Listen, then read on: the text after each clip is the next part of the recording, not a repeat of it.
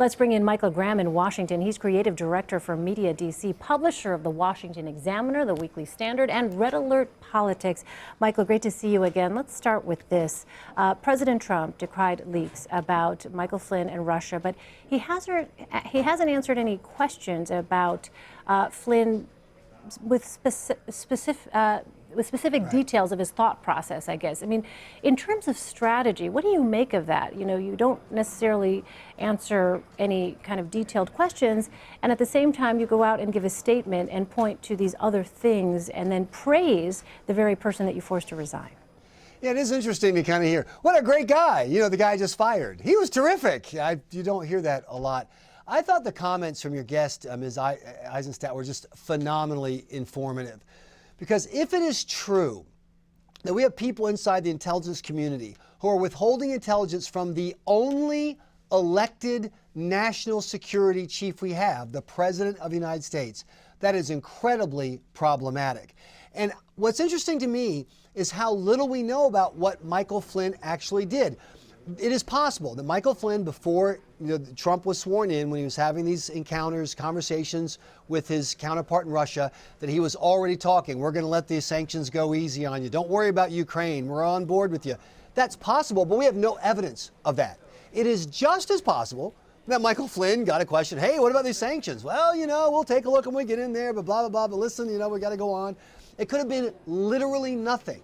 Right now, the transcripts exist. Right now, the intelligence community that Ms. Eisenstadt just described has those documents, and right now we have nothing but leaks.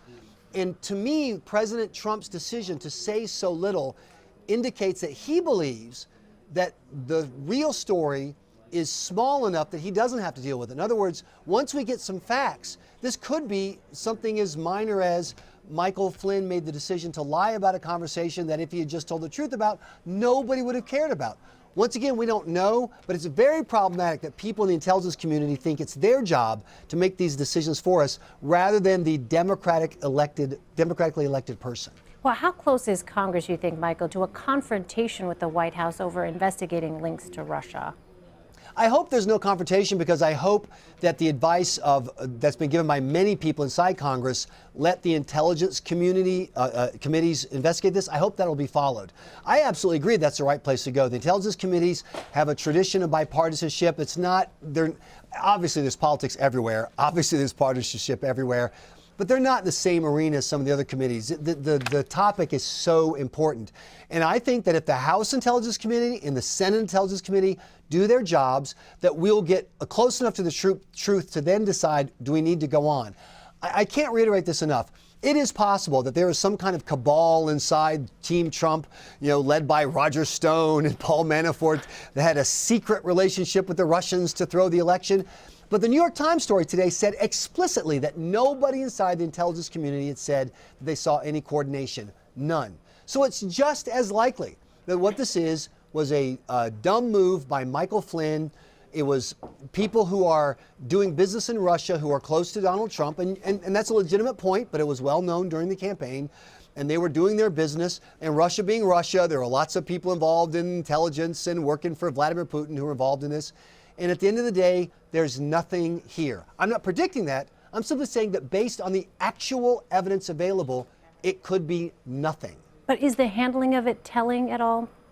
Well, like I said, the fact that President Trump doesn't feel the need to jump out front, given that, according to media reports, he's known about this for coming up on a month now, it may say something. Or it could just be the case that the White House is so arrogant they think they can get away with anything. I want to see if we can't have these institutions that your previous guest talked about survive. If we can't have smart Democrats on the Senate intelligence side like Dianne Feinstein work with the Republicans like Senator Corker and find out what we actually know. Hey, I've got a crazy idea. How about releasing the transcript of the conversation that Michael Flynn actually had with his counterpart? If that conversation really was the kind of pro forma, yeah, sanctions, yeah, they stink, but we'll see about them once we get in office. That tells us so much. If there was something more nefarious, that will tell us something too. I think it's interesting that the people who have that information aren't sharing it. Yeah, we'll continue to see if in fact that information is released at some point.